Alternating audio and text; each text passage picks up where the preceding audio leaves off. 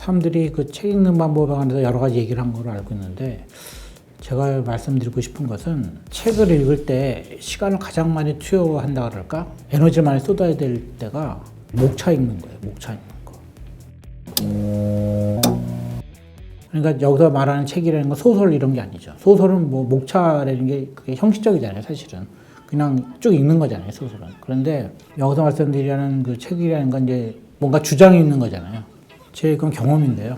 제일 앞에 있는 그 목차가 있잖아요, 책에 보통. 에너지를 책 전체를 읽는데 10이라고 한다면은 에너지 한 4 정도를 그 목차를 읽는데 쏟아야 돼요. 근데 사람들은 보통은 목차를 잘 안 읽고 앞에 그 서문 같은 걸 읽잖아요. 그 다음에 뭐 그 책에 관한 간단한 소개 이런 것이 있고, 그 다음에 시작되잖아요. 근데 그걸 막 읽어요. 이거 빨리 읽어야 되겠다, 뭐 이런 생각이 있겠죠, 아무래도. 그런데 제 경험으로는 그렇게 하면요, 책을 다 읽어도 남는 게 별로 없어요.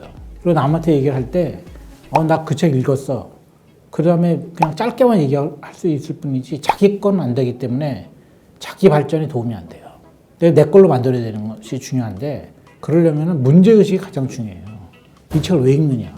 이 책이 베스트셀러에서 읽는다. 그것도 훌륭한 이유가 되죠. 하지만 문제는 베스트셀러라고 해서 읽게 되는 것까지는 좋은데, 내가 이 책에서 궁금한 건 뭐냐. 그게 처음에 있어야 돼요. 근데 그게 없다면 나중에 얻는 게 없어요. 내가 목이 말라야지 물을 마셨을 때 만족감을 느끼는 것이죠. 그런데 내가 목이 안 말라요. 별 갈증도 없어요. 궁금한 것도 없어요. 그런데 그냥 뭐 읽어보자. 근데 뭐 재밌네.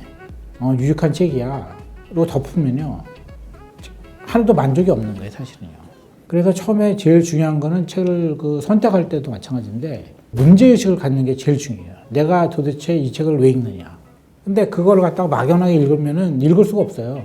그러니까 제일 중요한 게 앞에 있는 목차를 읽는 거예요. 목차가 보통 한 3페이지 정도로 구성되어 있잖아요. 3페이지, 4페이지 정도로. 근데 그걸 사람들이 어떻게 읽냐면요, 목차가 있구나, 그냥 읽는 거구나 하고 후루룩 넘기는데요. 그러면은 이제 다 날아가는 거예요. 그 목차를 굉장히 주의 깊게 읽어야 돼요. 그래서 목차를 하나하나 읽으면서 어떤 걸 생각하냐면요, 이런 것이라면 이런 식으로 쓰지 않았을까? 이런 내용이 아닐까? 라고 생각을 해봐야 돼요. 그러면요, 나중에 어떻게 되냐면은 책 전체 지도가 머릿속에 생겨요. 처음에 이 사람이 이렇게 시작했지.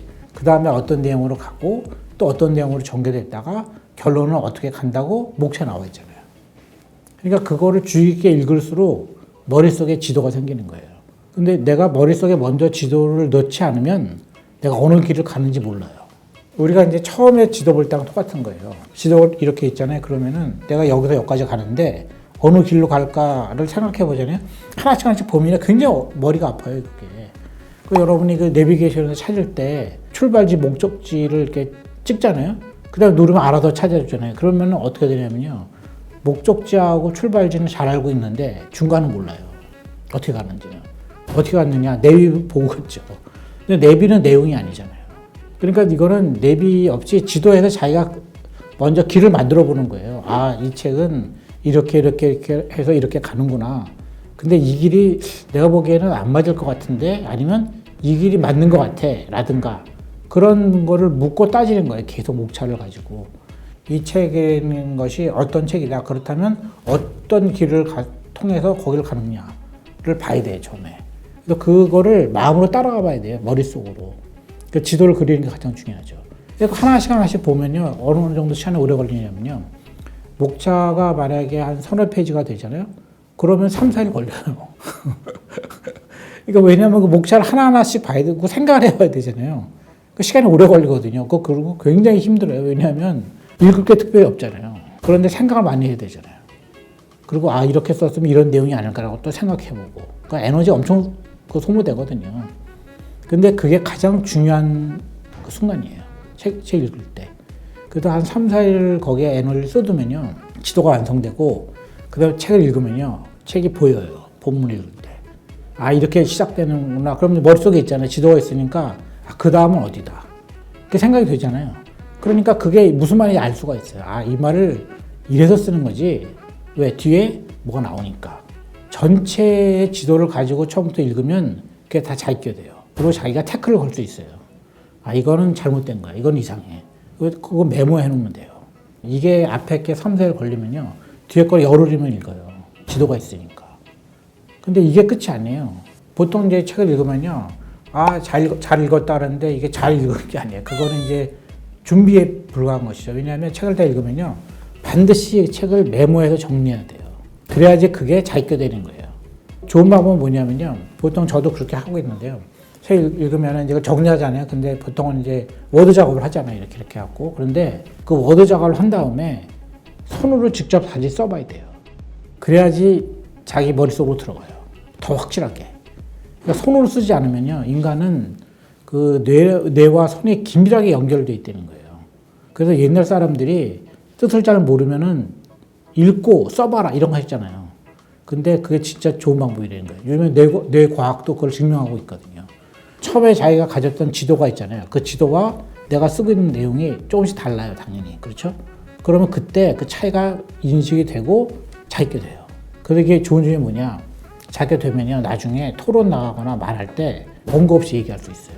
왜? 잘 읽으니까. 얘기가 돼요. 앞뒤가 잘 연결되게 딱 있거든요. 그러니까 어디에 얘기를 시작해도 그걸 얘기를 꽤 맞출 수 있어요. 왜? 이게 자기 거니까. 그렇지 않으면 어떻게 되냐면요, 항상 원고를 가지고 띄엄띄엄 읽게 돼요. 그리고 이 원고가 끊어지면 당황하죠. 막 찾게 되는 거잖아요. 그거는 자기 게 아니에요. 그 원고에 적혀 있는 것이고 그것은 어디나 다 널려 있는 거예요. 그리고 그거 만약에 토론회라든가 이런 거 한다 그러면 그 토론회가 끝나면 다 날아가 버리죠. 증발해 버려요. 그 순간. 자기 게 아닌 거죠. 그러니까 무조건 책 읽는다고 해서 좋은 게 아니에요. 100권 읽은 사람이 있다고 하더라도 한두 권 열심히 제대로 읽은 사람을 당해낼 수 없어요. 자기 거냐 자기 거 아니냐의 차이죠, 그게. 그래서 저는 그 책을 읽으실 때 목차에 엄청나게 투자해야 된다. 그것이 사실은 성패의 지름길이다.